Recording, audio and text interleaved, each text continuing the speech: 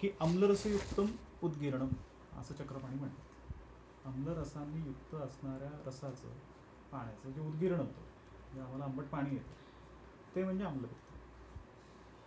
आणि मग याचं चांगलं वर्णन कुठे कुठे आहे खऱ्या म्हणजे नंतरच्या ग्रंथांमध्ये. तर काश्यप संहितेत छान आहे, योगरत्नाकरात छान आहे, माधव निधनामध्ये त्याचं निदान पंचक आहे. तर काश्यप संहितेत काय म्हटलंय? प्रकुपित वातादीनाम अन्यतमो दोषः कायाग्नि मंद करोती. प्रकुपित वातादीनाम अन्यतमो दोषः कायाग्नि मंदी करोती. पित्ताने होतं का अग्निबंध? नाही. अन्य दोषांमुळे तुमचा कायाग्नी मंद झालेला आहे, जठराग्नी मंद झालेला आहे, अशी स्थिती आहे, अशी बॅकग्राऊंड आहे. मंदाग्नौ असं असताना काय? अशिताधिकम आमाशये स्थितम शुक्तताम याती पित्त दूषणात. आमाशय स्थित असणारं उपचित, उपचित झालेलं, चित झालेलं, चय झालेलं, याचा अर्थ ते पित्त तिथे ऑलरेडी उपचित झालेलं असणार आहे. आणि तुम्ही जे काही हेतू करता त्या हेतूंनी त्या पित्ताचा प्रकोप होतो. म्हणजे पहिली बॅकग्राऊंड काय आहे? तर तिथे अग्निमांद्य आहे, ते कोणत्याही कारणास्तव असू शकतं. आणि मग काय? तर कुठल्या तरी कारणांमुळे पित्ताला प्रकोपितता येते आणि त्या पित्ताचं उद्गीरण होतं. याच्यातली मुख्य स्थिती काय? शुक्तता मी अति पित्त दूषणात, शुक्तत्व येणं ही त्यातली मुख्य स्थिती. रसधातो व्यमले सती भुक्तम विधयते एवं एव व्याधीम आमाशयो आमायशोत्था आश्रये च कफपित्ते इति आम्लपित्तम संप्राप्ती वर्णयते. असं शुक्तत्व आलेलं, विदग्ध झालं, कुठे आहे हो? आमाशय स्थित. आणि अशा पद्धतीची जी काही एकूण घटना घडते, ज्या काही एकूण तो दिवसांमधला बदल घडतो, त्याला आम्लपित्त म्हणावं. पुढे काय म्हणतात काश्यप संहितेत? तथैव अनुपदेशे प्रायणेव रोगा संभवती इति. हा व्याधी प्रायण अनुपदेशामध्ये आढळतो. अनुपदेश म्हणजे काय? अनुपदेशामध्ये कुठल्या दोषाचं आधिक्य आहे? कफदोषाचं. व्याधी कोणाचा आहे? मग हे काय गडबड आहे?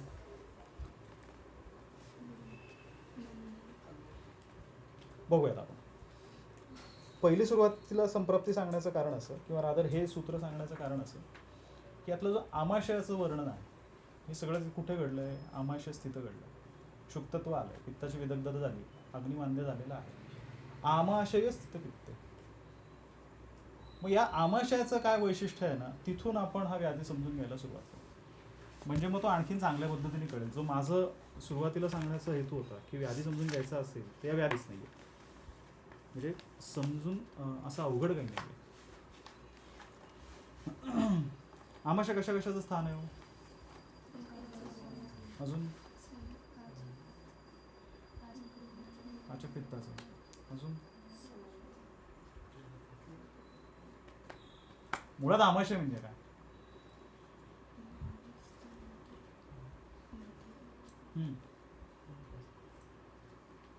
आमाशय म्हणजे काय?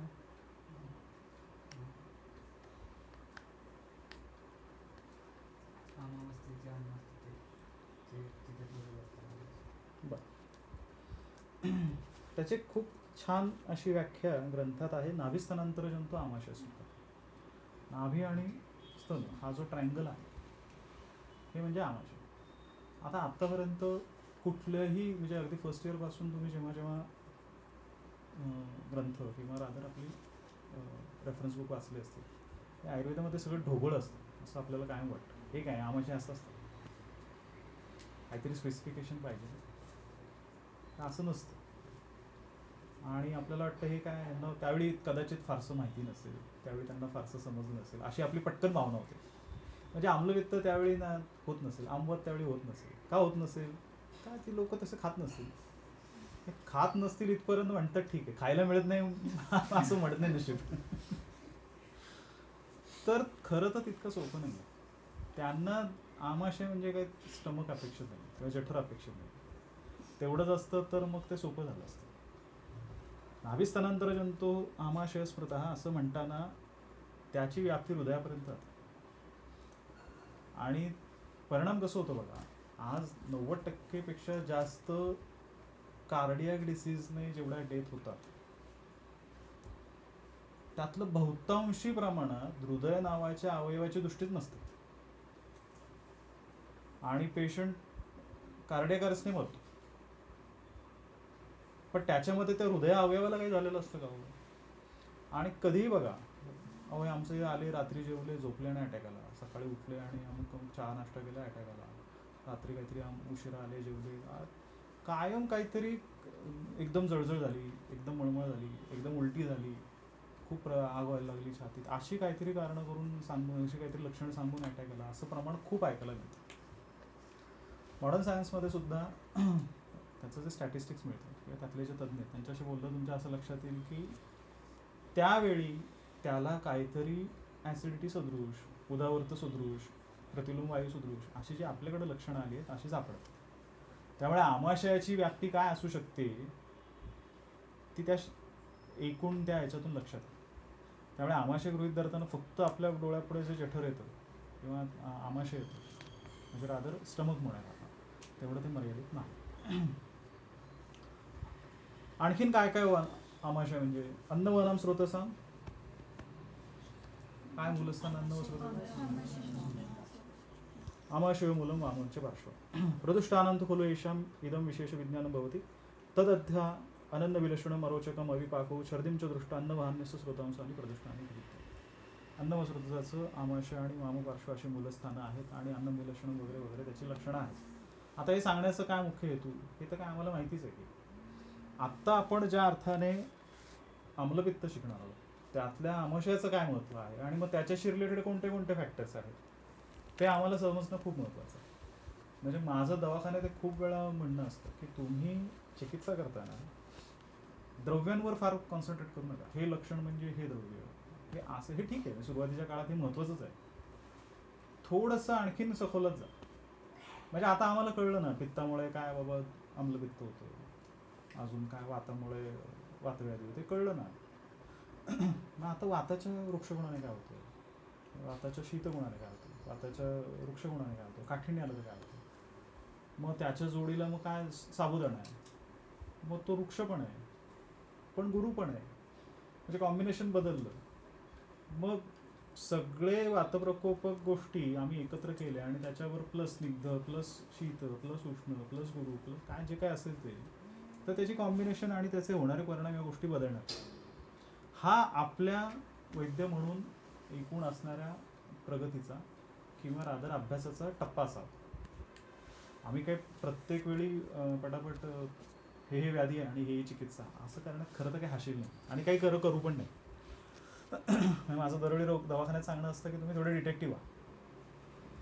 म्हणजे एखाद्या व्याधीने किंवा एखाद्या लक्षणाने आम्ही ज्यावेळी आम्हाला भ्रम दिसला तर आम्ही पटकन काय धमाचं देऊन टाका, स्वच्छकर देऊन टाका, ठीक आहे, काही हरकत नाही आहे. पण ते वाताने आहे, पित्ताने आहे, आम्लपित्ताने आहे, रसक्षयाने आहे, मज्जाक्षयाने आहे, असं थोडं थोडं थोडं पुढे चला. आणि मग जसं तुम्ही पुढे जाल तसे त्यातले बारकावे कळायला लागतात. बरं हे का करायचं, मग आम्हाला काय स्वच्छकर देऊन भ्रम थांबणार नाही आहे का, थांबणार आहे की. कधीतरी अशी वेळ येते आणि ती येतेच, कारण आता ट्रेंड बदलला आहे. आता वैद्यांकडे येणारे पेशंट हे पूर्वीसारखे आता कुठेच ट्रीटमेंट होत नाही म्हणून वैद्यांकडे येत नाहीत, आता ते थेट वैद्यांकडे येतात आणि त्याच्यातली एकूणच व्याप्ती त्यातलं म्हणजे पूर्वी क्रॉनिक असणं हा एकमेव क्रायटेरिया होता, आता असं नाही राहिलं. त्याच्यामध्ये क्रिटिकलनेस पण आलेला, तुमच्याकडनं अपेक्षाही वाढलेल्या आहेत आणि त्या अपेक्षांची लेवल आता खूप हाय. त्याला जर आपल्याला पुरं उतरायचं असेल तर आम्हाला ते सखोल त्याचं हे झालंच पाहिजे. भ्रम आहे वाताचा का पित्ताचा का जाऊ दे मरू दे, स्वच्छकर देऊन टाका, दोन्ही असेल तर दोन्ही कमी होईल, हा हे अंदाजे झालं आणि ते बदलायचं असेल आपल्याला थोडं पुढे जावं लागेल. मग आमाशय संबंधित काय काय आहे तर एक पहिलं ते मूळ अन्न व स्रोताचं मूलस्थान आहे.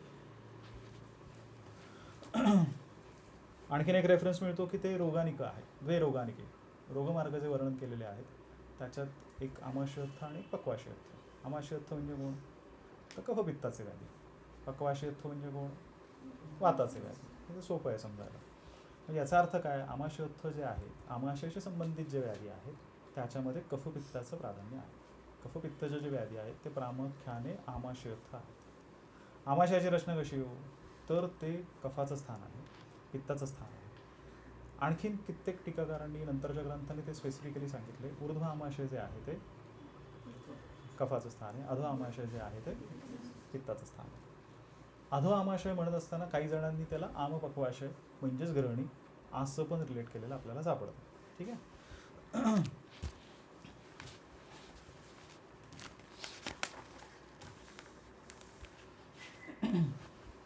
अजून कशाचं स्थान आहे? पित्ताचं स्थान. कोणत्या पित्ताचं?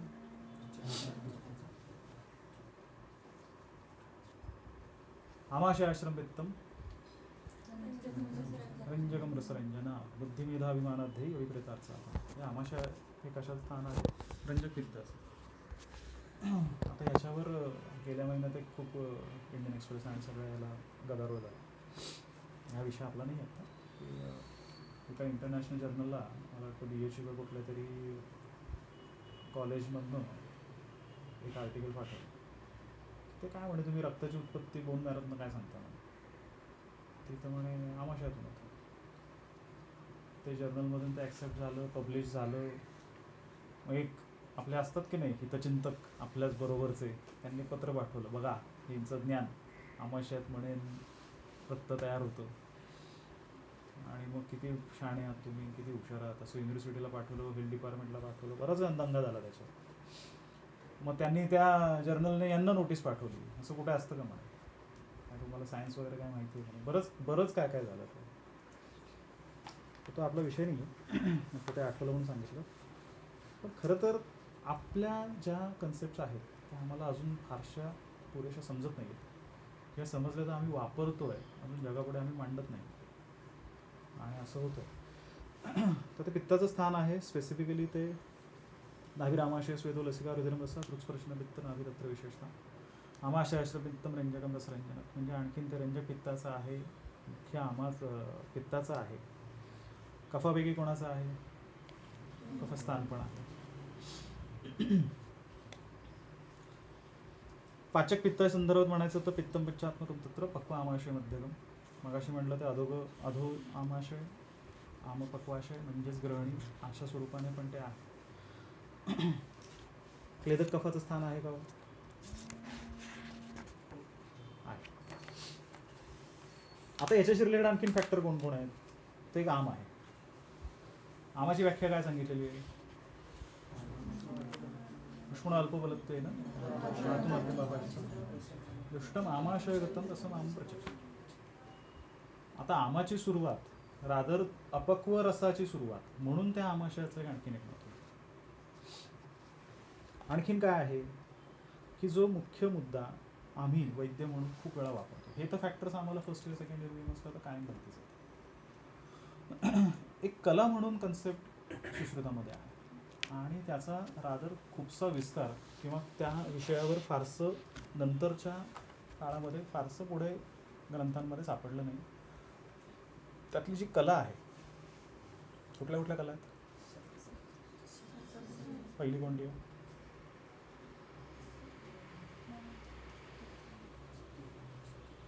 बरं जाऊ दे, पहिली जाऊ दे, मला नावं तर सांगा. हां हां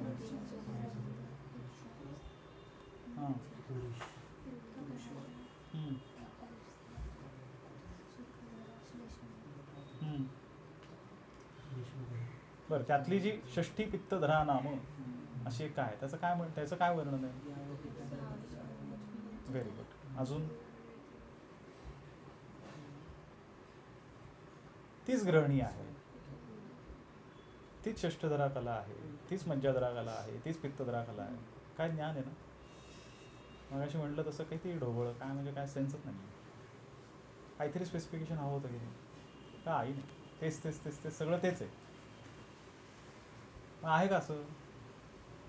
तर खरं तर आहे. आणि ते आम्ही रोजच्या रोज आमच्या प्रॅक्टिसमध्ये वापरतो.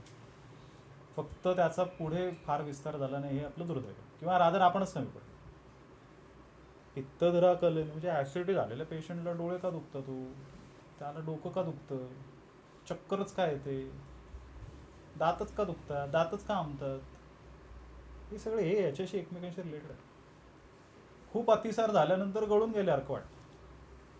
का बरं?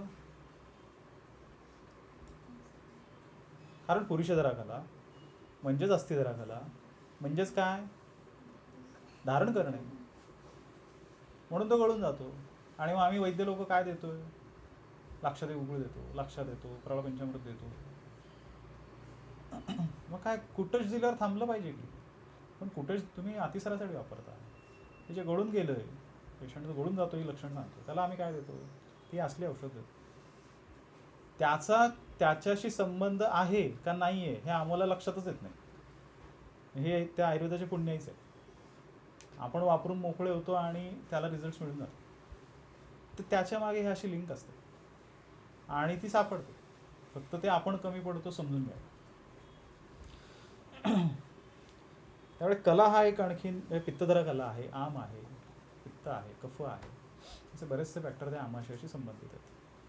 आता मगाशी सुरुवातीला म्हटलं तसं आमाशयस्थ आणि पक्वाशयस्थ असं जर ग्रेडेशन करायचं झालं तर 50% व्याधी ऑलमोस्ट आमाशयाचे, म्हणजे आमाशयोत्थ या अर्थाने एकट्या आमाशयाशी संबंधित आहेत. आमाशय या अवयवाचा म्हणून विचार करू नका, आमाशय या एकूणच कन्सेप्टचा विचार करा. कारण मग असं त्या जठरात काय काय बसणार असा विचार करू नका. म्हणजे ते तिथून प्रकोपित होणारं पित्त पुढे कुठे कुठे जाऊन काय करतो त्याचं ते पॉवर हाऊस आहे. सगळं काय तिथे घडत नाही. त्या तिथून दूषित होणारं कफ पुढे जाऊन काय काय करू शकतो त्याचं ते पॉवर हाऊस आहे. म्हणजे आमाशात नाही तयार होत, पण त्याची सुरुवात तिथून होते. आणि मग त्याची किती ताकद असू शकते तर त्याचं ते पॉवर हाऊस ठरवतं.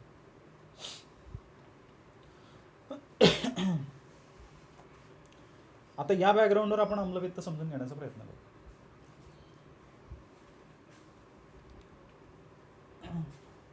आम्लपित्त म्हणजे काय हो? अम्ल गुणोद्रिक्तम पित्तम आम्लपित्तम. ज्याच्या याच्यामध्ये अम्ल गुणाचा उद्रेक होतो, ज्या व्याधीमध्ये अम्ल गुणाचा उद्रेक होतो त्याला आम्लपित्त म्हणावं. याचे हेतू काय आहेत? विरुद्ध दुष्ट अम्ल विदाही पित्त प्रकोपी पानान्न भुजो विदग्धम पित्तम स्वहेतू उपचितम पुरा यद अम्लपित्तम प्रवरंती संध्या. माधव निदानातलं निदान पंचांगाचं सूत्र आहे ती इथे मी सांगतो तुम्हाला. काय काय म्हणलंय? विरुद्धम दुष्ट अम्ल विदाही पित्त प्रकोपी. आता पित्त प्रकोपी म्हणल्यावर पुन्हा आम्ल आणि विदाही म्हणण्यात काय लॉजिक आहे? झालं की एकदा म्हणलं की पित्त प्रकोपी म्हणलं की आलं की विदाही आलं, आम्ल आलं, पुन्हा कशाला सांगितलं?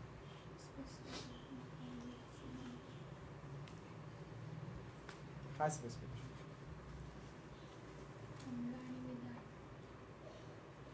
हे हेतू ज्याच्यात महत्वाचे आहेत.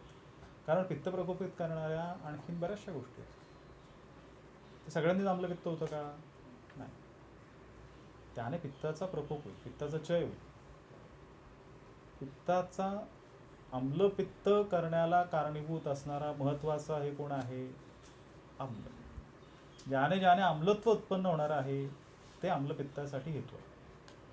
ते काय म्हणतायत? विरुद्ध दुष्ट आम्ल विदाही पित्त प्रकोपी पानान्न भुजो विदग्धम पित्तम स्वहेतू उपचितम पुरा यद आम्लपित्तम प्रवरंती संतः. विरुद्ध म्हणजे काय?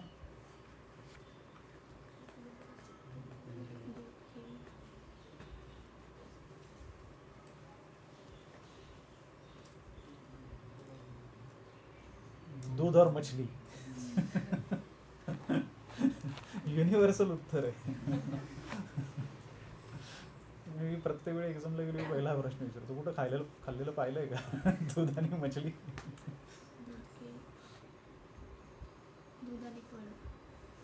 हो ना. मुळात विरुद्ध म्हणजे काय? आणि ते ठरवायचं कसं पण? आता प्रकृती विरुद्ध ठरवायचं कसं? पाऊस पडला, माझ्या प्रकृतीला भजी चालते.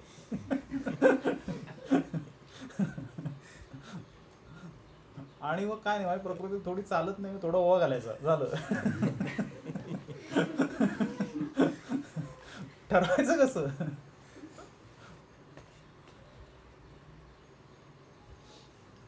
विरुद्धची खूप सोपी व्याख्या वाघबडाने केली आहे, चरकांनीही केली. तर ते असं म्हणतात की यत्किंचित दोषमुत्क्लिश्यम न हरेत समासतः विरुद्ध. जे जे दोषांचा उत्क्लेश करणारं आहे पण शरीराच्या बाहेर काढू शकत नाही ते ते विरुद्ध. आता ही याची व्यापकता इतकी जबरदस्त आहे की असं प्रत्येक वेळी प्रत्येकाने अनुभवलं असेल की आम्ही 4 मैत्रिणी जेवायला गेलो, नाश्त्याला गेलो, काय अमुकने भेळ खाल्ली, तमुकने मिसळ खाल्ली, त्यांना काय नाही झालं, माझ्याच पोटात दुखायला लागलं. असं का नाही झालं? निदान पंचकातल्या निदानाची व्याख्या काय हो?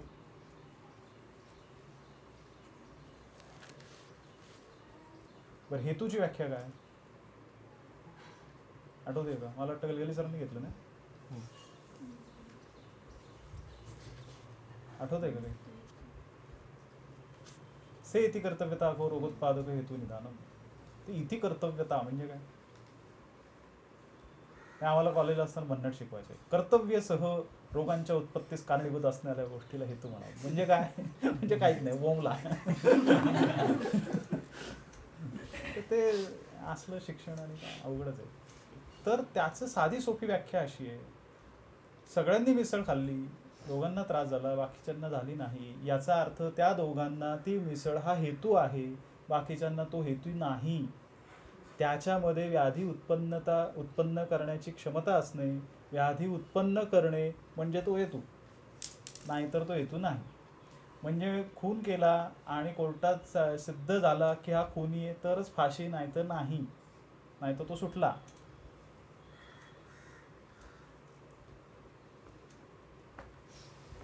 बरोबर. तसं ते विरुद्धचं पण आहे. यात किंचित दोषमुत्क्लेशन हरेत समासता विरुद्ध. तुमच्या काल, संस्कार, मात्रा, अग्नी, देश, जे विरुद्धचे जेवढे म्हणून प्रकार आहेत त्याच्यामध्ये मुख्यतः काय त्याची बॅकग्राऊंड पाहिजे की त्याने दोषांचा प्रकोप केला पाहिजे, पण त्याची क्षमता नसणे शरीराच्या बाहेर काढण्याची. आणि मग ते सगळं विरुद्धच आहे. आणि मग विरुद्धचे होणारे परिणाम वगैरे सगळं भरपूर ग्रंथामध्ये आहे, त्याच्यात आत्ता जाण्याची गरज नाही आहे. ते विरुद्ध आम्लपित्ताचं पहिलं कारण म्हणून सांगितलेलं आहे. दुसरं काय? विदही पानान्न भुजो. विदाही म्हणजे काय?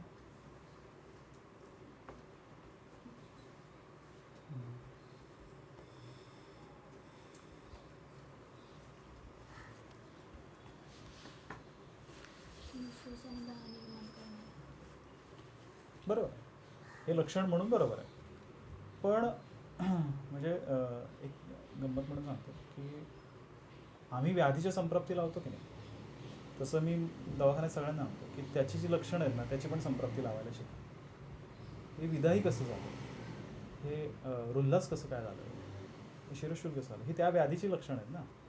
भ्रम कसं झाला, तो त्या लक्षणांची पण इंडिव्हिज्युअल संप्राप्ती असते.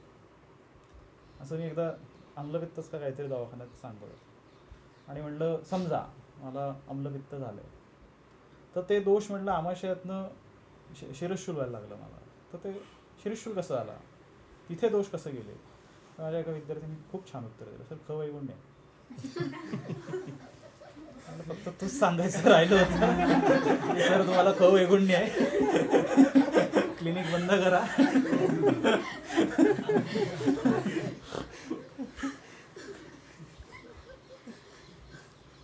तर ते विदाहीचं अनुंडत्याने छान दिलं आहे, अन्नरक्षामध्ये दिलं आहे की जठराग्नी संयोगाष्ट पाकम गच्छन मध्यमायाम एव अवस्थायाम विधेयमानम पित्तम कुर्वन् शिरकालम अवतिष्ठते. आम्हाला अवस्था भाग माहिती आहे. अवस्था काळातला जो दुसरा काल आहे त्या काळात जर त्याच्या कालापेक्षा त्याचा जो काही स्टेप्युलेटेड टाईम आहे त्यापेक्षा जर जास्त काळ तिथे अन्न राहिलं तर ते विधा उत्पन्न करतं. बघा किती स्पेसिफिक आहे. आणि मग ते काय म्हणतात, न द्राग एवं जरा याती गुरुत्वात. अजिबात पचन होत नाही. कशामुळे? गुरुत्वात अथवा वस्तू स्वभावात. अन्न जास्त गुरु आहे त्यामुळे त्याचं अजिबातच पचन होत नाही आणि मग ते उदग्ध होत जातं. म्हणजे आम्ही फ्रीजमधनं भाजी काढली, आई सांगते गरम करून घ्या आणि खा, आम्ही तो बाऊल घेतो, कढईत टाकतो उलटा आणि गॅस गरम करतो आणि चालू करतो, तर काय होईल, तर तो खालचा त्याला काहीतरी हलवलं पाहिजे की नाही. तर ते तसं आहे, ते तो गुरु असल्यामुळे अजिबातच पचन होत नाही आहे. तिथेच पडू नये. शेवटी काय होणार त्याचं, तिथे विदग्ध होणार. मग ह्याचं एक मुख्य कारण काय, गुरुत्वात अथवा वस्तू स्वभावात. म्हणजे मग काही द्रव्यांची स्वतःचीच ताकद आहे की ते खाल्ल्यावर तुम्हाला विदाळच उत्पन्न होणार. आणि मग असे कोण कोण आहेत, कुठले पदार्थ आहेत, चायनीज. जो तो आपापल्या असं चायनीजने खूपच जळजळ. अजून आणि एक सुपर स्पेशालिटी आयुर्वेद पण असतं बरं का. म्हणजे आमचा एक महान माझा मित्र होता, त्याचं तर मी दरवेळी प्रत्येकाला उदाहरण दिलं. मी असं एंट्रन्स द्यायला कुठेतरी गेलो होतो, ह्याला जन्मापासून सर्दी बरं का. आणि दही आवडीने खाणे, केरळचा ना, म्हणजे साऊथ इंडियन. तर आम्ही बसलो त्या मेसमध्ये जेवायला. तिथे मेसमध्ये काय नियमच असतो ना, दह्याची वाटी पाहिजे. तर तो हा घेतली नाही वाटी. अरे म्हटलं तुला सर्दी आहे ना बाळा, म्हटलं मी मिरे घातलेत त्यात. अशी सुपर स्पेशालिटी आयुर्वेद असतं. काय चायनीज खायचं आणि वर थोडंसं ताक घ्यायचं. विरुद्ध आणि विदाही असे त्याचे मुख्य हेतू आहेत. पित्तप्रकोपी पानांना भोज वगैरे वगैरे. याचेच एक पित्तप्रकोपी पान किंवा अन्न, याच्यामध्ये मधुकोशाने खाली तक्रसुरादी असं पण सांगितलं. म्हणजे ताक सुद्धा चालत नाही. म्हणजे खूप वेळा खूप सारे वैद्य पेशंटला, पित्ताच्या पेशंटला ताक घ्या म्हणून सांगतात. म्हणजे चरक वाघबट खूप ठिकाणी जिथे इथं ताक्र महिमा आलेला आहे, तक्काचं महत्त्व आलेलं आहे, तिथे ते पित्तशामक आलं. पण आम्लपित्ताच्या पेशंटला किंवा जिथे जिथे तुम्हाला आम्लपित्त निदान करून इतर कुठला तरी व्याधी झालेला आणि तो तुम्ही ट्रीट करत असताना ताक सांगू नये. बऱ्याचदा पेशंटच असं सांगतो, डॉक्टर आयुर्वेदानं तर ताक किती चांगलं सांगितलं, म्हणजे खायला पाहिजे ना. तर खरं तर आपण ते नाही सांगितलं. जिथे जिथे आम्हाला आम्लपित्त सदृश किंवा ही सगळी विदाही आम्ल अशी जे काय हेतू सेवन आम्हाला माहिती आहे, तिथे ताक सुद्धा सांगू नये. मग ते अगदी कसं का असे ना, धनेजिरे घालू दे, नाही तर काय साखर घालू दे, तर काही घालू दे. ही संप्राप्ती घडत असताना म्हणजे पित्तप्रकोपाची लक्षणं काय तो वाघबटांनी दिलेली, पित्तवृद्धीची लक्षणं काय, पीत विणमूत्र नित्रक्त शुद्ध शुद्ध अल्पनिद्रता. मग आता मला एक सांगा, क्षुत वाढते, तृष्णा वाढते, हो की नाही पित्तप्रकोपाने. इथे अग्निमंद कसं काय झालं,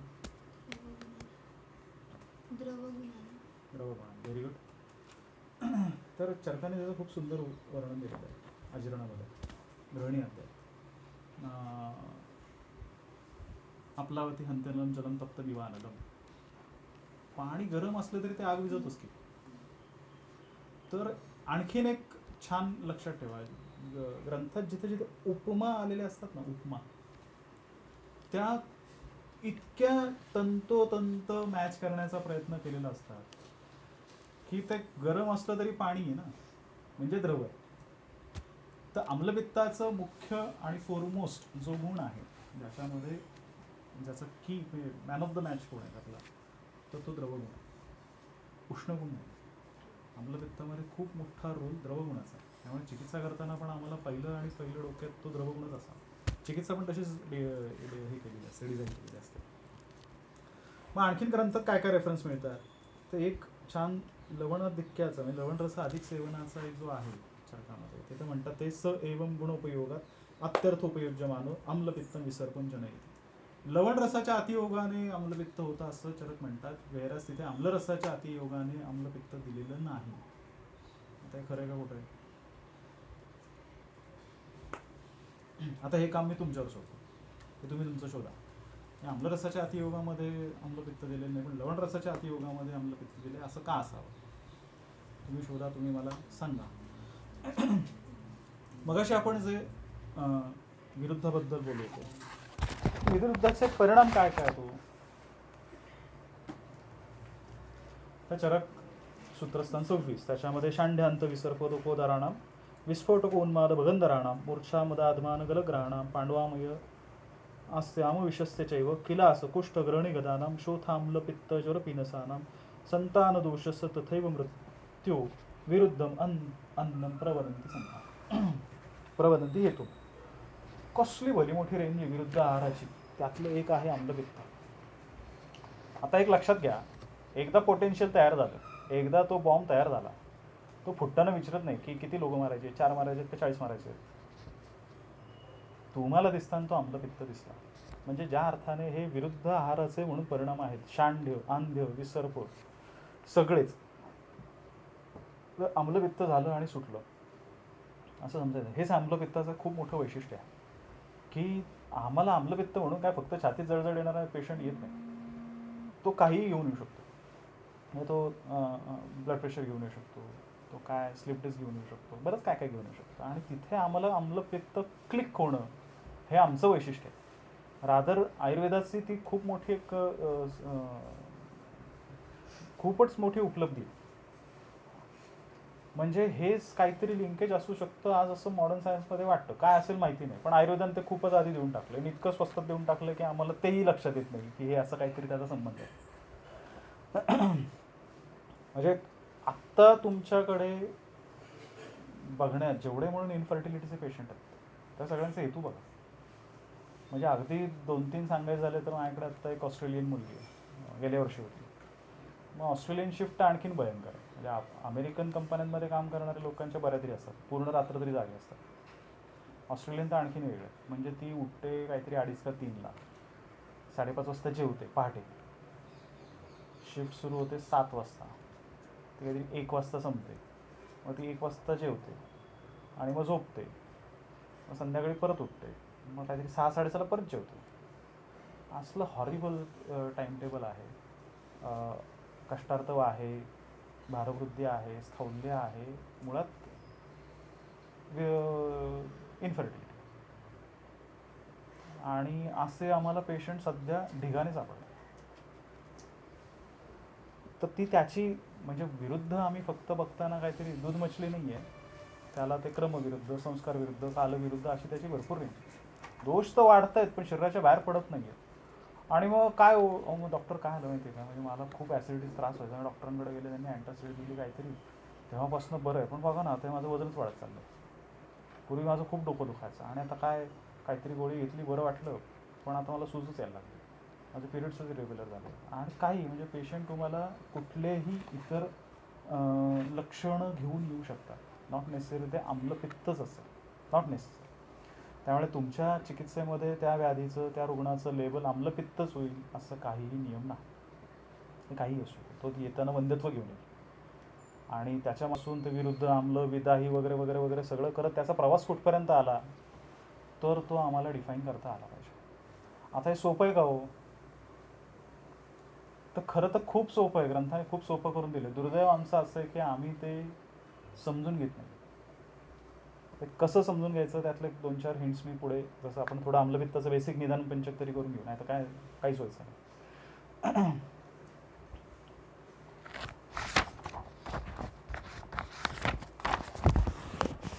लक्षणं काय काय तो अविपाक, क्लम उत्क्लेश, तिक्त आम्ल उद्गार गौरवैही, हृत्कंठदाह अरुचिश्च अम्लपित्तम वदेद्विष. त्याच्यामध्ये अविपाक होतो, क्लम होतो, उत्क्लेश होतो, तिक्त उद्गार, अम्ल उद्गार, गौरव, हृत्कंठ, दाह अशी सर्व लक्षणं आम्लपित्तामध्ये जी आम्हाला सर्वसामान्यपणे माहिती आहेत ती सर्व आम्लपित्तामध्ये दिसतात. क्लम म्हणजे काय?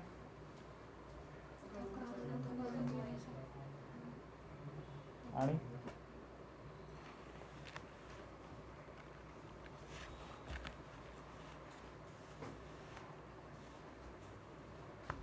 चरकांनी खूप मस्त केलं ग्रहणी अध्याय. मला वाटतं कफाच्या ग्रहणीच्या लक्षणामध्ये शक्यस्यापि अनुत्साह म्हणजे काय?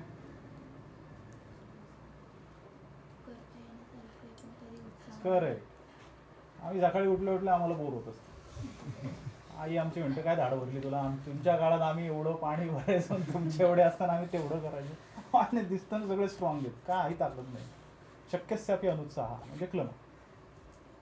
विना आयासहजः श्रमः क्लमः, काही कष्ट न करता थकवा आला. हे लक्षण खूप कॉमन आहे. पेशंट सांगतात ना डॉक्टर आजकाल उत्साहच नाही.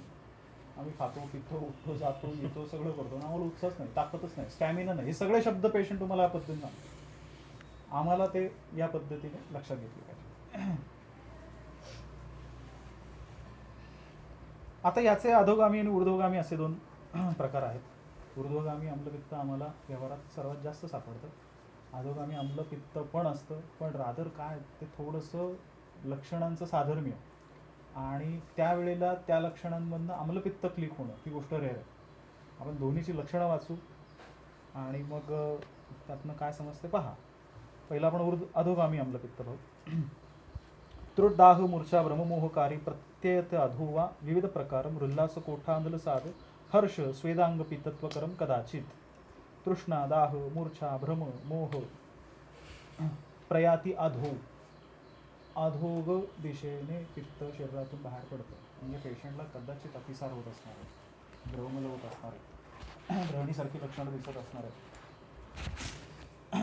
कारण मुळात काय ते तृष्णा दाह मूर्छा भ्रम वगैरे सगळं सगळं ते जरा कन्फ्यूज करणार आहे. ऊर्ध्व आम्लकम पित्त काय काय म्हणत आहे. वांतम हरितपीतकम, हरितपीतकम वांतम, हिरव्या पिवळ्या रंगाची उलटी होणे. नील कृष्णम आरक्तम रक्ताभम अतीवचाम्लम मांसोदकाभम अतिपिच्छिलाच्छम श्लेष्मानुजातम विविधम भुक्ते विदग्धे तू अथवा अपि अभुक्ते करोति तिक्त आम्ल वमी उद्गारम एवविधम हृत्कंठा कुक्षि दाहम शिरसुरुजम च करचरणदाह औष्ण्य महतीम अरुचिम ज्वरम च कफपित्तम जनयति कंडू मंडल पीडका शत निश्चित गात्र रोग चयम. वेगवेगळी लक्षणं आहेत. उलटी होते, काय डोकं दुखतं, भ्रम होतो, दाह होतो. याच्यामध्ये एक लक्षण आहे मंडल पीडका. आमच्याकडे खूप सारे पेशंट येतात, ॲलर्जी डॉक्टर ॲलर्जी उठली, ॲलर्जी उठली. काय ॲलर्जी उठली म्हणजे आता मी सगळ्या लक्षणं मी जातो जे आपल्याला व्यवहारात किंवा दवाखान्यात काहीतरी वेगळी लक्षणं सापडतात आणि आपण ते मिस करू शकतो किंवा रादर खूप कॉमन आहे ते समजून घेणं गरजेचं आहे. तर पिडका किंवा ॲलर्जी उठणे असं पेशंट खूप येतात. आणि काय घेता हो तुम्ही ते काय म्हणतात तरी त्याचं सेट्रिझिन. किती जाता सेट्रिझिन दिवसातनं 3 वेळा. किती दिवस झाले, 5 वर्ष आली, रतीबच लावलं. नाही घेतलं तर काय होतं, हो सूज येते, खासतं, झोप येत नाही वगैरे वगैरे वगैरे सगळं सुरू होतं. त्यावेळी आम्हाला आम्लपित्त सुचत नाही. नाही सुचलं तरी काही बिघडत नाही. कारण कोट उत्कोट उदरद वगैरे वगैरे जे काही व्याधी आहेत त्यांची वेगळं निदानाने माधव निदानामध्ये संप्राप्ती आहे, लक्षणं आहेत वगैरे सगळं छान आहे. ते पण व्याधी काढून बघा. त्याच्यामध्ये कफ पित्त प्रकोप रसगामी त्वक आश्रित वगैरे वगैरे हेच सगळं सापडतं. हेतून पण हेच सापडतं. म्हणजे मी मगाशी म्हटलं की आम्लपित्त नावाच्या व्याधीमध्ये जी संप्राप्ती आहे त्याचं पोटेन्शियल समजून घ्या. त्याचं तुम्ही आम्लपित्त लेवल करायला हवं का, नाही, तुम्ही त्याचं त्या ठिकाणी कोट शीतपित्त उदर्द काही लेबल करा. पण सुरुवात कुठनं आहे, विदाही विदाही विरुद्ध दुष्ट आम्ल वगैरे वगैरे वगैरे. त्याने काय पकडलं, रस पकडला, रस धातू पकडला, त्वचेपर्यंत गेला. मी आता नंतर येणारच आहे ते. पण मग ते तिथे कोठात गेलं, शिरशूलात गेलं, भ्रमात गेलं. सगळ्यांना सगळं होत नाही. सगळ्यांनी मिसळ घालली म्हणून सगळ्यांना सगळी एका लाईनीने सगळे छर्दीपासून ते काय कोट उत्कटपर्यंत सगळी लक्षणं झाली असं होत नाही. तुम्ही काय हेतू सेवन करता, त्यांचे काय कॉम्बिनेशन्स आहेत त्याप्रमाणे त्याची लक्षणं ठरणार.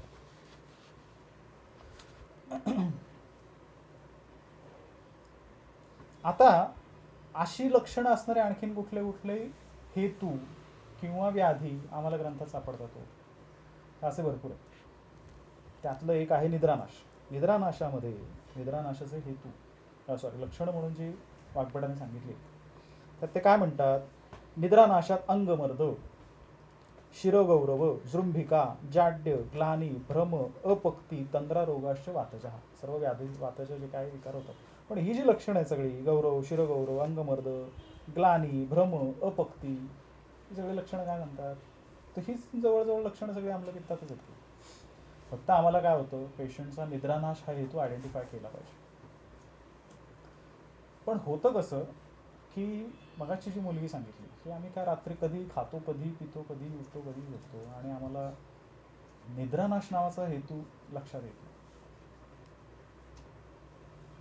आणि म्हणजे आम्लपित्त हा मधला तो फॅक्टर आहेच. हेतू कुठले आहेत ते त्यांचं जे एक स्टेशन आहे ते ठरवतं पुढे कुठं जायचं ते आमाशय आहेत किंवा ते तुमचे हेतू त्या कुठल्या ट्रॅकने येणार पुढे कुठे जाणार ते ठरणार आहे. आम्हाला इथे सोपं आहे, निद्रानाश कळला, हो तुम्ही जागरण करताय, तुम्ही ते झोपेचं वगैरेचं बघा, हेतूसेवन गेलं ते आधी बरा. प्रत्येक वेळी असं होईल असं नाही, कारण पेशंट कित्येक साऱ्या गोष्टी त्यांच्या डोक्याने अशा परस्पर करत असतात की ज्या आपल्या लक्षात येतील. त्यामुळे आपलं काम काय, हेतू शोधणे, औषधं शोधणे नाही. कायम लक्षात ठेवा, तुम्ही चिकित्सेला बसल्यानंतर काय औषध देऊ, काय औषध देऊ, काम दुधा देऊन झालं, प्रवाळ पंचामृत देऊन झालं, आता काय लघु सुच्छेकर, एक काम कर थोडंसं सुच्छेकर पण घाल, एक काम कर थोडंसं आपण, मग नाही होणार. आणि कित्येक वेळा तुम्ही असं पाहिलं असेल की एखाद्या पेशंटला प्रचंड उलट्या होत आहेत, डोकं दुखतंय, मळमळतंय, उलट्या झाल्या, गळून गेल्या, डोकं काय थांबत नाही हो सर, काय करू, शांत झोप बाबा. आणि तू उठल्यावर म्हणतो झोप झाल्या, जरा बरं वाटतं.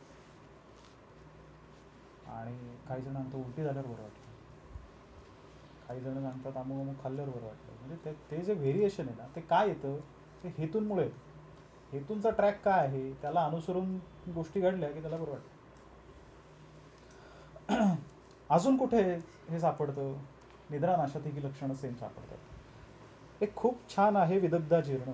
हे म्हणजे आपण वैद्यांनी स्किप केलंच नाही पाहिजे. पित्तात विदग्धम तृण मोह भ्रम अम्ल उद्गार दाहवत. विदग्धाजीर्णाची लक्षणं बघा काय काय. तृष्णा, मोह, भ्रम, अम्लोद्गार, दाह. गंमत बघा, आलंय कुठे हे अजीर्ण, म्हणजे ठीक आहे, अजीर्ण, अजीर्णाचे प्रकार काय काय आहेत, आमाजीर्ण, विदग्धाजीर्ण, विष्टब्धाजीर्ण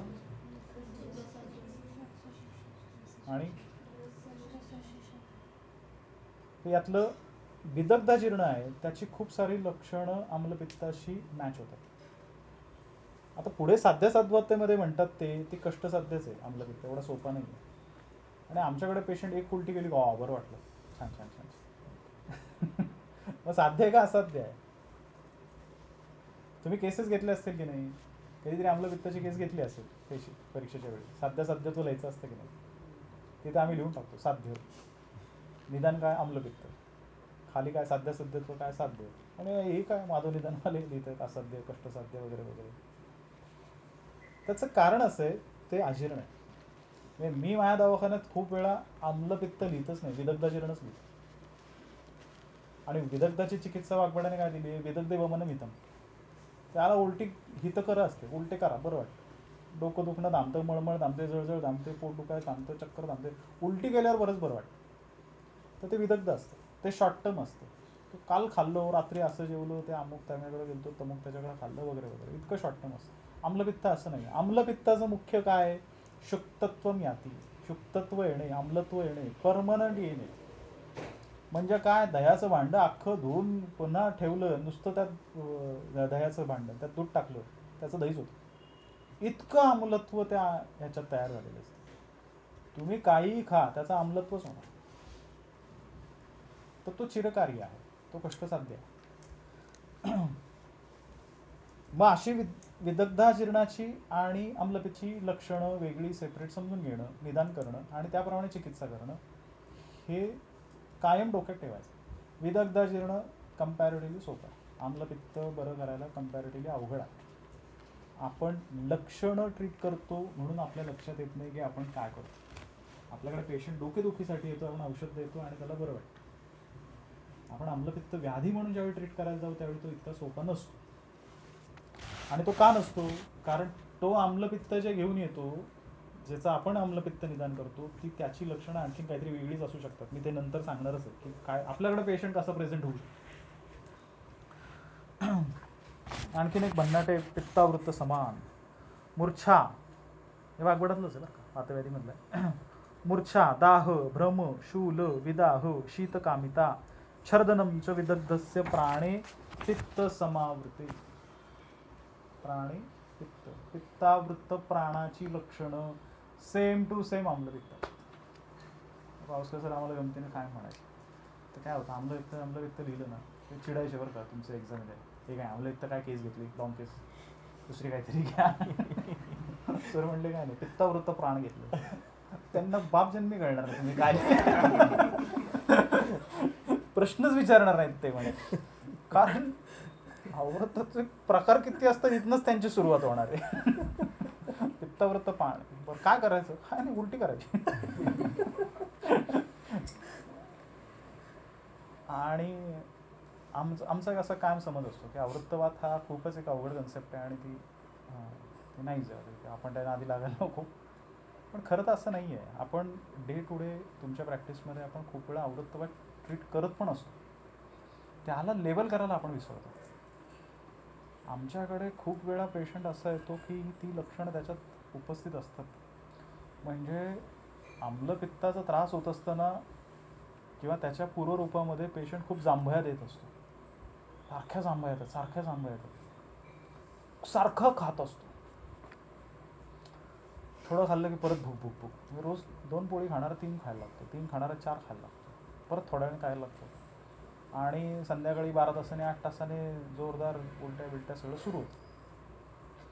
तो वाताचं आवरण तयार होणं, वाताला म्हणजे वाताची गती आवृत्त होणं, वाताला जागाच न मिळणं, हे हळूहळू हळूहळू सुरू होतं. मग त्याला पूर्व्या जांभया यायला लागतात, म्हणजे त्याला सारखी भूक लागायला लागते, अग्निविषम होतो, पुढे जाऊन भ्रम उत्पन्न व्हायला लागतं. म्हणजे वात काय एकदम सगळं डायरेक्ट भ्रम, डायरेक्ट मूर्छा असं नाही आहे, त्याचं पण एक पॅटर्न ठरलेलं आहे. आणि मग उलटी आल्यावर बरं वाटलं. उलटी आल्यावर, छर्दी झाल्यावर भ्रम कसा थांबेलो, तो थांबतो. त्या वाताला जागा मिळेल ना त्याच्या गतीला. तुम्ही जे त्याचं आवरण करून ठेवलं होतं ते मोकळं झालं. तर हे खूप वेळा घडत असतं आणि आपण ते तितकं समजून घेत नाही, रादर आपण लेबल करत नाही. साध्यात्वात काय म्हणतायत, आपल्याला किती वेळ आहे? 15 मिनिट. कसं आहे आज कॉलेजचं काय टायमिंग्स, म्हणजे सुट्टी आहे म्हणजे त्याच्यामुळे काय नाही, आपण एक काम करूयात, 15 मिनिटात संपू. सरांना वेळ आहे, थोडा वेळ आपल्याला नाही, 15 मिनिटं संपू आपण. म्हणजे त्यातले मला जे मुद्दे हे करायचं वाटतात त्याच्याबद्दल बोलू. साध्यत्वामध्ये रोगयम अम्लपित्ताख्यो यत्नात संजयाते नवः चिरोत्थितो भवेत् व्याप्या कृचिर साध्याचे कस्यचित. नवीन असला तर यत्नात साध्यते, कष्टपूर्वक जरा बरा होतो. चिरोत्थित असेल, थोडा जुना असेल तर याप्य असतो, कृचिर साध्याचं कस्यचित, आणि तसा तो कष्टसाध्यच आहे. आता मी आणखी म्हणजे थोडं दोषानुबंध आहे, कफानुबंध आणि वातानुबंध, त्याची लक्षणं मी दत्ता त्यात जात नाही. फक्त महत्त्वाचा मुद्दा सांगून ठेवतो. काही व्याधी ग्रंथामध्ये असेल, चिकित्सेमध्ये असेल की त्याच्यामध्ये त्या मुख्य दोषापेक्षा अनुबंधित दोष जो आहे त्याला पहिली चिकित्सा करावी लागते. अनुबंधित दोष म्हणजे काय?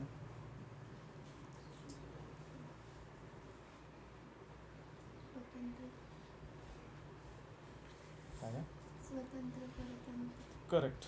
अनुबंध आणि अनुबंध. व्याधी काही एक एकट्या दोषाने होत नाही. जसं म्हणजे मधुरस सेवन केलं की जसं कफाचा प्रकोप होतो, तसं काही द्रवयुग गुणाने पित्ताची पण वृद्धी होतेच की. आम्लरस आणि कफपित्ताची दोघांची होते.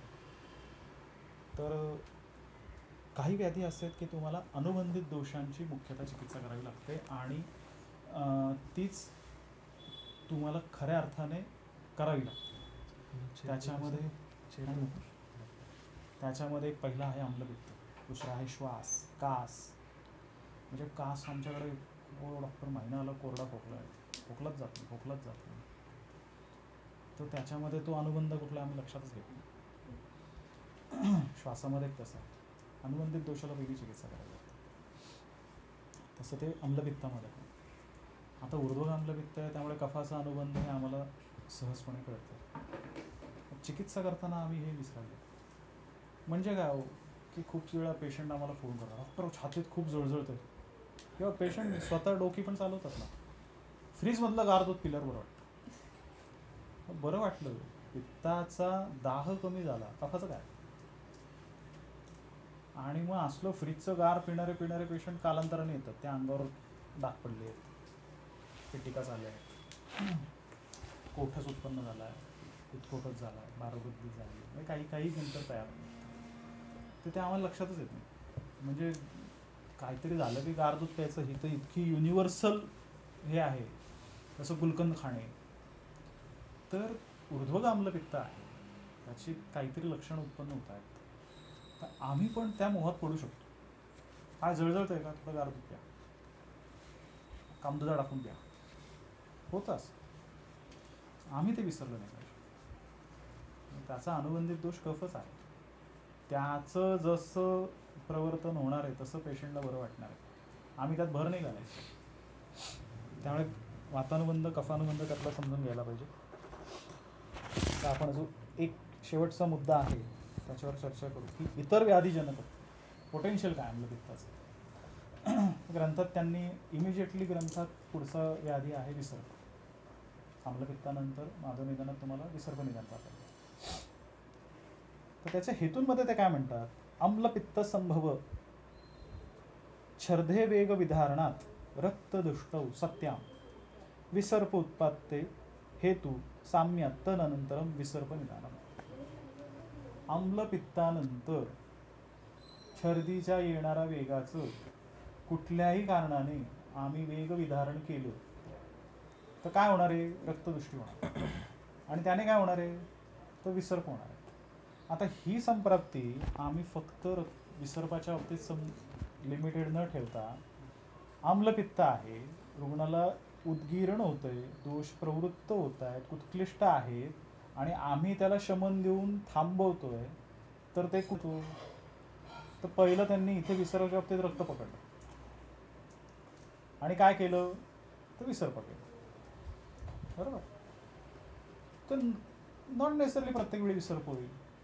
मगाशी म्हणलं तसं विरुद्धची रेंज शांड्यांना विसर्प उपकरणं वगैरे पासून ते इतकी मोठी आहे की त्याला विसर्प, छर्दी, इन्फर्टिलिटी, अस्थिमज्जागत वाद, काय वाटेल ते होऊ शकतं. की कुष्ठ, भरपूर रेंज आहे. काय पोटेन्शियल तयार आहे ना, तो दारुगोळा तयार आहे, कुठं जाऊन फुटायचं फक्त एवढंच बाकी.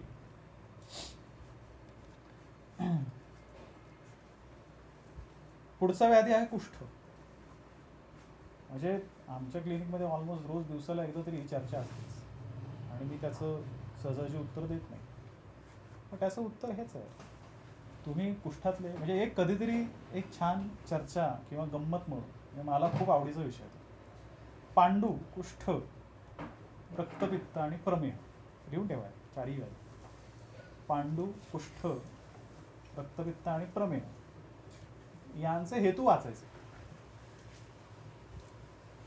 काय निष्पाव माश पिंड्याग तिल तैल निशमना किंवा काय वगैरे भरपूर आहेत. म्हणजे त्याची ती यादी खूप मोठी आहे बरं का. या चारही व्याधींचं एक वैशिष्ट्य असं आहे, यांच्या हेतूंची यादी खूप मोठी आहे. म्हणजे दधी दधी आम्ल वगैरे वगैरे खा, काय प्रमोदक, उद्दालक, दपोदक, काय भरपूर ते वेगवेगळे पदार्थ आहेत, आणि ते खाल्ल्यानंतर कुष्ठ होतो, प्रमेह होतो, उदर होतो, पांडू होतो. अशी ती यादी बरीच मोठी आहे. मग ते कॉमनच आहेत, तर मग व्याधी का बदलले हो. निष्पाव माश पिंड्याक हे कॉम्बिनेशन तर ग्रंथात 3-4 ठिकाणी किरकोळीतच सापडलं. मग एक ठिकाणी कुष्ठ का झालं, एक ठिकाणी रक्तपित्त का झालं, आणि अजून स्पेसिफिक दृश्य तर बदललेच निश्चितच. तर हा खूप आवडीचा माझा कधीतरी विषय, आपण कधी वेळ मिळाला त्याच्यावरही चर्चा करू, की दोषांची कॉम्बिनेशन्स असतात, गुणांची कॉम्बिनेशन्स असतात, धातूंची कॉम्बिनेशन्स असतात, ती आम्ही विसरून जातो. म्हणजे कशी, रक्तपित्ताचे हेतू काढून बघा तुम्हाला, काय दधी, निष्पाव, माश, पिण्या, काय बरंच काय काय, आम्ल, अतिमधुर वगैरे वगैरे खाल्लं, आणि मग काय झालं का रक्तपित्त, नाही. तर संप्राप्ती वाचा आणि परत हेतूंकडे. स्वेदने उष्ण, हा काही हेतूंची ताकद फक्त स्वेदन करण्याची आहे. मग स्वेदन करता म्हणजे काय करता, ते मांसात प्रसिद्धते वगैरे, ते त्यातल्या धातूंमधल्या द्रवत्वाचं सिरांमध्ये स्रवण होतं. पण ते द्रवत्व आणलं कोणी, उष्ण गुण आहे. धातूंचं स्वेदन झालं, मांसाचं स्वेदन झालं, म्हणून तो द्रवगुण त्या सिरांमध्ये आला. मग झालं पैकी रक्तपित्त इमिजिएटली झालं, फुगलं की आता. मग फुटत का नाही, खाली या, खाली क्षार आहेत. तीक्ष्ण गुण भेदन, जोपर्यंत तुम्ही त्याच्या जोडीला काहीतरी भेदन करणारं खात नाही तोपर्यंत रक्तपित्त होत नाही. मग रक्तपित्त झालं. म्हणजे उष्ण गुणाने काय होतं, द्रव गुणाने काय होतं, तीक्ष्ण गुणाने काय होतं, ही कॉम्बिनेशन्स आहेत. आणि ह्याचा फायदा आणि तोटा दोन्ही आहे. हे आम्हाला कळलं तर आम्ही पेशंटला सांगू शकतो 6 महिने थांबा तुम्हाला रक्तपित्तच होईल, 6 महिने थांबा तुम्हाला कुष्ठच होईल, 2 महिने थांबा काय अर्शच होईल, 1 महिना थांबा अमुकच होईल. प्रमेयात या, श्लेष्मद्रव बहुल श्लेष्मा आहे. म्हणजे इथे तेच कॉम्बिनेशन होतं पण उष्णत्व जास्त होतं, इथे तेच कॉम्बिनेशन पण द्रवत्व जास्त आहे. इथे रक्त प्राधान्याने होतं, इथे मेद प्राधान्याने आहे. मग तो सगळा तो दारुगोळा तयार झाला ना, आता तो द्रवगुणाने पुढे न्यायचा, उष्ण गुणाने पुढे न्यायचा, हे तुमच्या जोडीला काय आहे, प्लस काय आहे ते ठरतं. बरोबर. मग आता कुष्ठात कसं जाईल हो? विदाहिनी अन्नपानाने स्निग्धोष्ण आणि द्रवानीच रक्तवाहिनी दुष्यंती भजन आमचं आपण. आता हे विधायनी अन्नपानाने स्निग्धोष्ण आणि द्रवाणीचं सगळं सेमच आहे ना. रक्तपित्त सेम आहे, कुष्ठात सेम आहे, आम्लपित्तात सेम आहे. बरोबर. रक्तपुष्टीत तर म्हणजे ऑलमोस्ट सगळी तयारच आहे ना. फक्त त्याला तो बॉल पडल्यावर 6 मारायचीच बाकी. त्यामुळे रक्त झालं, तयार झालं. आता जोडीला काय? पुढचा कोण आहे हो? अभिषंदानी भोज्य आणि सुलाणीचे गुरुंच. पुढे काय?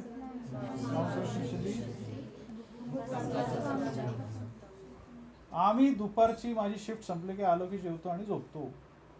भुक्तो आमच्या सप्ताम दिवा. मी भरपूर दही खातोय. अभिषंदानी भोज्यानी.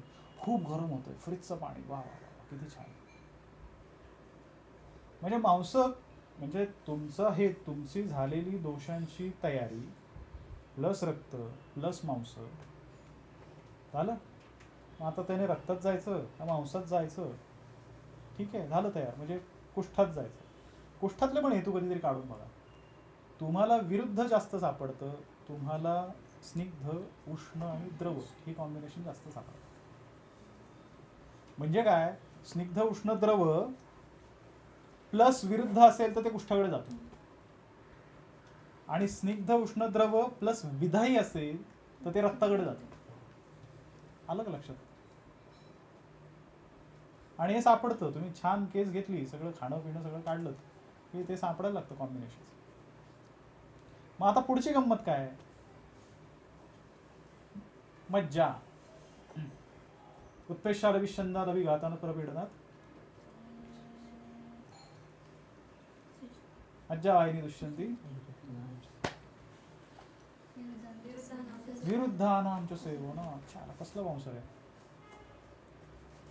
आम्हाला. चक्र काय येतात, आमचे दातच का दुखतात, आमचं डोकंच का दुखतं, नंबरच कस काय लागला, नंबरच कस काय वाढला. मज्जेची रेंज भरपूर आहे. तर तो विरुद्धानांच्या सेवनात. आता ते नुसतं नाहीये उत्पेशात अभिषंदात अभिघातात परपीडनात, हे सगळं प्लस विरुद्धानांच्या सेवनात. आणि हे घडतं का? टनाने घडतं. शेकड्याने पेशंट सापडतात, शेकड्याने सापडतात. स्लिप डिस्क, अस्थि मज्जागत वात. मज्जाक्षयाची लक्षणं काय होतो? अस्ना मज्जनी सौशर्यम भ्रमस्तिमिर दर्शनम, भ्रमदर्शनम. ही लक्षणं येतात कुठून? या हेतूंमधून. हे आहे का याच्यामध्ये आम्लपित्तात घडलेलं? सगळं घडलेलं. त्यामुळे त्याला भ्रम दिसतो. मग असं होतं का की मी काल मिसळ खाल्ली म्हणजे आज सकाळी सकाळी उठले मज्जा बिघडली, असं होतं का? नाही होत. त्याचा तो कालावधी घेतो ना. त्याचा दुष्ट होण्याचा कालावधी हा त्याच्या उत्पत्ती होण्याच्या कालावधीसारखाच गृहीत धरू आपण क्षणभर. त्यामुळे तो त्याचा टाइम घेणार आहे. पण आम्ही हे समजूनच नाही घेतलं आणि वर्षानुवर्षे महिने चालूच राहिलं तर ते शांड्यांद विसर्प विरुद्धाची जी रेंज आहे रसापासून ते शुक्रापर्यंत, अगदी इनफर्टिलिटीपर्यंत सगळी मॅच सगळी ती कव्हर करणार आहे ना. हे आम्ही समजून घ्यायचं. तो पुढे कुठे जाणार. त्याने प्लस क्षार खाल्लं, प्लस दधी खाल्लं, प्लस दिवास्वाप. आता तर कॉम्बिनेशन तर कित्येक सर काल बरोबर सांगितलं मी क्लिनिकमध्ये. व्यायाम प्लस आहार, आहार प्लस व्यायाम, मैथून प्लस व्यायाम, आहार प्लस मैथून. म्हणजे किती अंडी खावी जिम नंतर? 40. मग व्यायाम, अतिस्निग्ध भोजन वगैरे वगैरे, काय आरशच रक्तच पडायला लागलं. त्यामुळे कधीतरी आपण गंमत म्हणून ह्या हेतूंचा एक अभ्यास, असे छान हे करूया, बघूया कधी जर योग येईल त्यावेळी येईल. पण हे 4 तुम्ही करा, तुम्हाला पण इंटरेस्ट येईल. ते कॉम्बिनेशन काढायचे, ते हेतू घ्यायचे. एक कुलत्थ आहे, कुलत्थ काय, उष्ण तीक्ष्ण वगैरे वगैरे, त्यांचं हेतू घ्यायचे. ती फक्त नुसतं उष्ण तीक्ष्ण वगैरे वगैरे काढायचं. आणि कोण वेगळं आलं, अरे इथे सर गुण वेगळा आला, इथे तीक्ष्ण गुण वेगळा आला, इथे अमुक गुण वेगळा आला, ते कल्प्रिट आहेत. ते ठरवतात, ते ड्रायव्हर आहेत गाडी घेऊन कुठं जायचं ते. तुम्ही पेशंटला सांगू शकता की हे अमुक अमुक होणार आहे, हे कंटिन्यू करा. म्हणून आम्हाला पेशंट कसे कसे प्रेझेंट होतात, कुष्ठातनं येतात, सगळे ॲलर्जीज घेऊन येतात. आणखीन कोण आहे, हायपरटेन्शन. हायपरटेन्शनचं निदान नॉट नेसेसरली प्रत्येक वेळी आम्लपित्त करावं. मग सांगितलं ते पित्ताव्रत प्राण आहे, खूप सारे उदावर्त आहे, वातव्याधी आहे. म्हणजे ब्लड प्रेशर वाढणं ह्या गोष्टीसाठी कारणीभूत असणाऱ्या गोष्टी कित्येक आहेत. पण आपण व्यवहारात खूप कॉमनली बघणारी गोष्ट ही आम्लपित्तातल्या हेतूंची आहे. आणि मी बऱ्याचदा असं पाहिलंय की तुम्ही त्याचं आमाशयातल्या असलेल्या दोषांचं मार्ग, म्हणजे तो जो अवरोध आहे, आवरण आहे, ते दूर केलं, वाताला गती मिळाली की ब्लड प्रेशर कमी येतं. मग त्याला आम्लपित्त निदान करायची गरज नाही. आम्लपित्ताची बॅकग्राऊंड आमची जी डोक्यात आहे ती समजून घ्यायला पाहिजे. त्यामुळे ते कुष्ठात आहे, रक्तपित्तात आहे, विसर्पात आहे, तसं ते हायपरटेन्शनमध्ये पण आहे. अजून काय दिसतं आम्हाला, अस्थिमज्जागत वात. पेशंट घेऊन येतो, मानपाट दुखते, सगळे सध्या IT वाले पाठीची दुखणी काय करतात, खूप काम करतात, हो की नाही? खूप काम करतात ते. बरं, खूप वेळ ना खुर्चीवर बसले असतं म्हणून त्यांची पाठ स्लिप डिस्क होते. मला कळत नाही बाकीचे काय उभं राहून करतात का? बँकेतला माणूस काय उभं राहून लिहितो का? त्यांच्या कशी नाही स्लिप डिस्क होत, त्यांच्या का नाही सर्वायकल स्पॉन्डिलोसिस होत? कारण काढा सगळ्यांचे हेतू. शनिवार रविवार सुट्ट्या. सुट्ट्या म्हणजे काय, दुपारी 1ला उठायचं, कारण मी रोज पहाटे उठतो. मग कॉफी, मग जेवण, मग वगैरे वगैरे सगळं नंतर. मग शनिवारची तर पार्टी झालीच पाहिजे, शुक्रवारची पार्टी झालीच पाहिजे. म्हणजे विरुद्धाची रेंज केवढी आहे, प्रचंड. आणि मग म्हणजे प्रत्येक वेळी काय आम्लपित्त म्हणून काय अस्थिमज्जागत वातच आहे का? नाही. त्याला तिथपर्यंत पोचण्याला कारणीभूत तुम्ही जे जे हेतू घडवाल ते तिथपर्यंत नेतात. आणि हे ट्रीट करायला सोपं नाही. म्हणजे काय आमच्या ट्रीटमेंटने काय स्लिप डिस्क ती पुन्हा जागेवर होते का? येते का? माहिती नाही ना. पण आपल्या औषधांनी स्लिप डिस्क दिलेला पेशंट वर्षानुवर्ष दुखत नाही म्हणतो ना. प्रौढ-पंचमृत देऊन दुखणं थांबलं. आता पाहायला मुंग्या येतात. प्रौढ-पंचमृत दिलं आणि थांबलं. कॅल्शियममुळे थांबलं, हो की नाही? तसं नाही येते, त्याच्या मागची ही बॅकग्राऊंड आहे. आणि मग जसं अस्थिमज्जागत वातामध्ये स्लिप डिस्क दिसतं, स्पॉन्डिलोसिस दिसतं, आलित्य पालित्य पण दिसतं, बरीच लक्षणं. अस्थिमज्जागत वात, मज्जेशी संबंधित, अस्थिशी संबंधित भरपूर गोष्टी आहेत. त्या सगळ्या या प्रकारच्या हेतूंमधनं दिसतात, नक्की दिसतात. मायग्रेन, मायग्रेन पण असंच आहे. या सगळे हेतू काढा, लिस्ट करा. मायग्रेन पर्यंत कसं पोहोचलं सांगायची गरज नाही, आपलं आपल्यालाच कळतं. वातरक्त आहे सगळ्यात कॉमन सध्या, प्रचंड. काय पेशंटची भयंकर हे वाढली, संख्या वाढली. वातरक्ताचा रक्त तर इतकी अचानक कुठनं आली सांगता प्रश्न पडावा. सगळं वाताचा हेतू काढा, रक्ताचा हेतू काढा. रक्ताच्या हेतूतला जो संच आहे, जो ग्रुप आहे, तो सगळा हाच आहे. त्याला फक्त वातप्रकोपाची जोड मिळाली आणि मग वातरक्त. वातरक्त पण नको म्हणायला. सध्या स्पेसिफिकली जे गाऊटचे पेशंट आहेत, युरिक ॲसिड वाढणं, त्याला काय क्युरिन असतं आणि मग त्याचं ते काय होतं, ते तो त्याचं युरिक ॲसिड त्यातनं एवढी सेपरेट होतं आणि मग ते किडनीमधनं फिल्टर होत नाही आणि मग ते रक्तात जातं आणि तिथे ते सांध्यांमध्ये साठायला लागतं वगैरे वगैरे वगैरे वगैरे. भरपूर मोठी ती स्टोरी. आणि मग त्याला काय प्रोटीन खायचं वगैरे. आणि मग आता आमच्याकडे नवीन नवीन फॅड निघाले, काय व्हीट ब्रेड, आणि मैद्याच्या याने वाढतं ना. मग बिअरने हे प्युरिन्स वाढतात. मग वाईन प्यायची. रेड मीटने प्रोटीन जास्त असतं, मग फिश खायचं. म्हणजे आपलं सगळं हेच आहे, ते कधीच बरं होणार नाहीये. कधीच बरं होणार नाहीये. हे काम आपलं आहे, त्याला त्याचं काय चाललंय ते सांगण्याचं. मुखपाकाचे बेशुंड असेच प्रचंड. त्याचं कारण काय मुखपाक होण्याचं? सेम मगाच्या अर्ग आम्लपित्त काश श्वास सारखं अनुबंधित दोष. मुखपाकामध्ये अनुबंधित दोष कफ आहे, कफाचं स्थान आहे, आम्लपित्ताची हिस्ट्री आहे. म्हणजे मुख्य कोण होता? दादा पित्त, त्याचा कोण होता जोडीला? कफ. आता तो त्याच्या ग्राउंडवर आलाय खेळायला. कफ त्याच्या घरात आलाय, तो त्याची दादागिरी करणार, पण जोडीला पित्त आणलंय, पाक करणार. त्यामुळे ते पाक एवढेच होतं. मग पहिली चिकित्सा काय करायची? स्थानाची चिकित्सा करायची, कफाची चिकित्सा करायची. त्यामुळे तेलाचं गंडूश केलं की इमिजिएटली बरं वाटतं.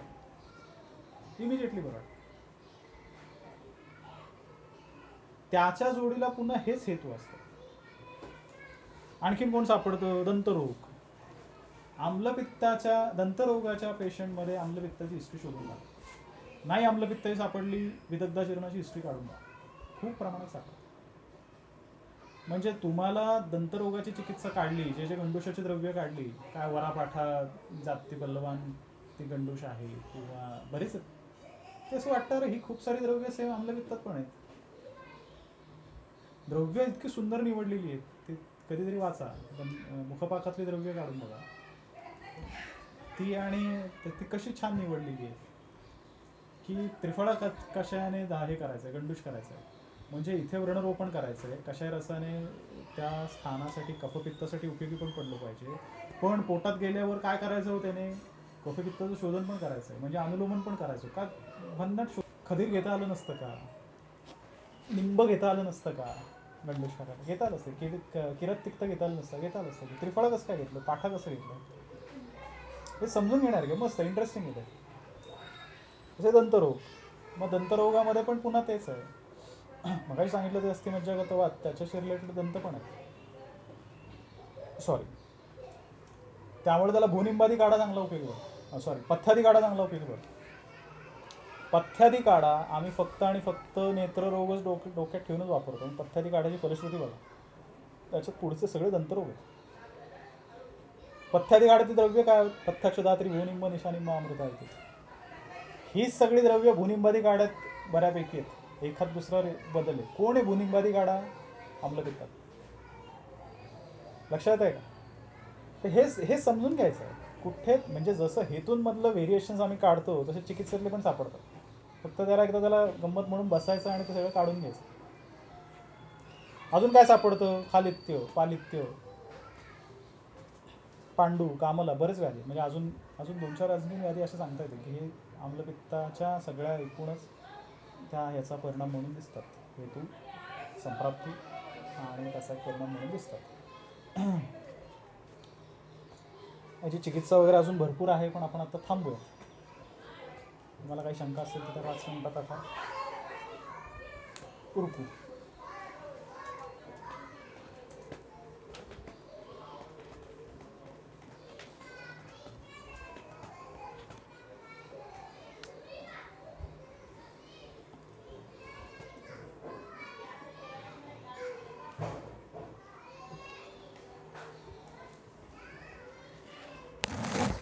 ऐकून जळजळ नाही ना?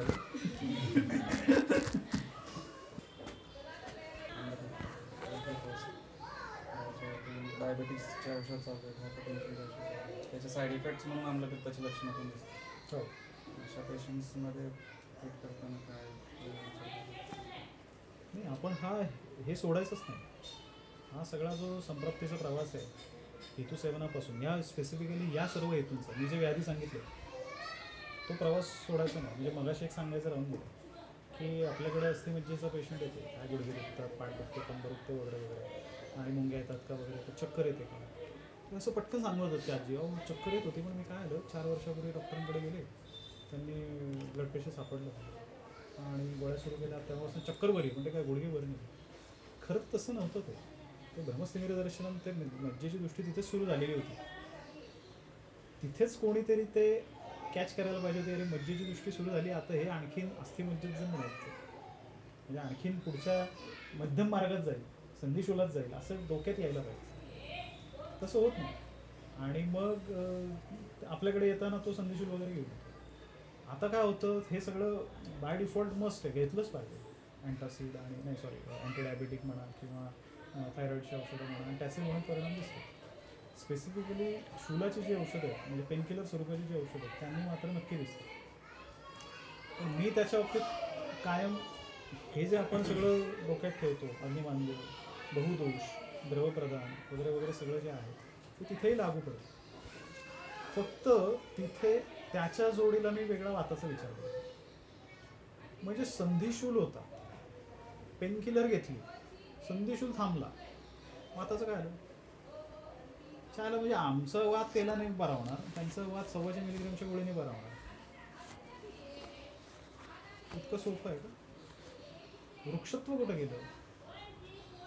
तर तो ते वृक्षत्व कोष्ठात घेऊन येऊ शकतो परत, ते काठीण्य कोष्ठात घेऊन येऊ शकतो परत. आणि मग त्यातल्या त्यात मधली औषधं की जी ह्या बॅकग्राऊंडचा विचार करून, म्हणजे हिंगोष्टक तसं आहे. हिंगोष्टक आम्लपित्ताला अतिशय उत्तम उपयोगी पडणारं जे औषध आहे तेच कोष्ठगत वातासाठी, अनुलोमनासाठी अशा अर्थाने उपयोगी पडतं. पिंपळमुळे तसं औषध आहे, लघुसुच्छेकरक तसं औषध आहे. आणि मग त्याचा विचार केला या बॅकग्राऊंडचा आणि अशा पद्धतीचा विचार केला की मग आपण काही वापरू शकतो. आणि मग त्या वाताचं अनुलोमन झालं की शूल थांबतो, दाह थांबतो, किंवा काही वेळा इतर जी लक्षणं असतात ती पण थांबतात.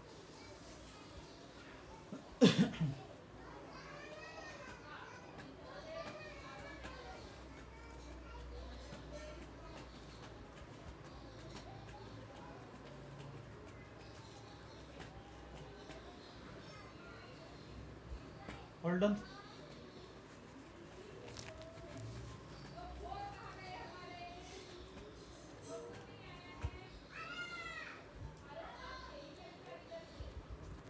तेव्हा चिकित्सक खूप काय काय काय काय सांगायचं होतं, फक्त एक त्यातल्या अगदी छोटंसं तुम्हाला आवडेल असं, बस लागणे असं एक खूप कॉमन लक्षण असतं की नाही.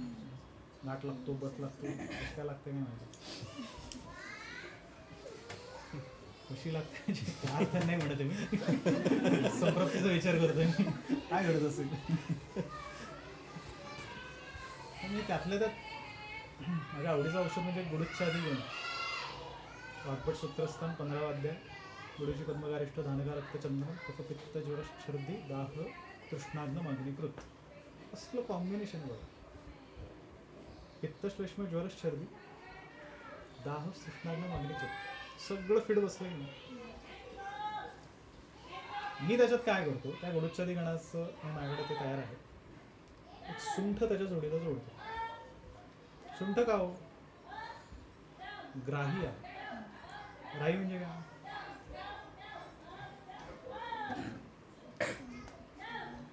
द्रव शोषून घेतो. दीपनम वाचनम यद द्रव्यम उष्णत्वात द्रव शोषकम. हे कोण आहे? हे सगळं द्रव प्रधानच आहे ना. गुडुच्छादी प्लस सुंठ अशी एक पुडी त्याला बसमध्ये बसायच्या आधी दिली, त्याचं काम बघ. मग मी त्याच्या गोळ्या करून घेतल्या, आता त्या संपल्यात सध्या.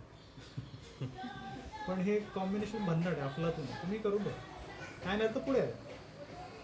बसमध्ये त्रास होतो, विमानात त्रास होतो, या सगळ्या याला खूप छान आहे, सगळं मस्त चपलक बसतं. अँटासिड काय करतं, इतकं मस्त ते इन्स्टंटली काम करतं. करून बघा.